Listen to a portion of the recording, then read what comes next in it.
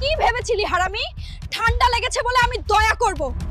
আজ তোকে ভেঙে না ফেললে শান্তি পাবো না। সখিনা রে, চাইলে আমাকে আর মার, কিন্তু এই ঠান্ডায় গোসল করতে বলিস না। আমার জন্য একটু পারফিউম এনে দে রে।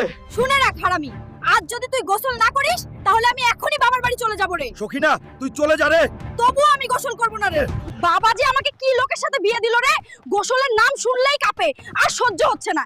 এবার দেওয়ানির কাছে গিয়ে কিছু একটা করতেই হবে। দেওয়ানি বাবু, আমাকে একটু সাহায্য করুন। আপনার লোক দুজন আমার সাথে পাঠান। আমার হালকে জোর করে গোসল করাতে হবে, ওর গা থেকে খুব দুর্গন্ধ বের হচ্ছে। গোসল করাতে লোক লাগবে না রে, আমার কাছে একটা বুদ্ধি আছে, মন দিয়ে শোন। দেওয়ানি বাবু, আপনাকে লাখ লাখ ধন্যবাদ রে। হাল্ক ভাই, তাড়াতাড়ি চল, তোর সখিনা গ্রামের পুকুরে পড়ে গেছে রে। তুই এসব কি বলছিস রে? সখিনা রে, আমি আসছি, আমি তোকে বাঁচাবো রে।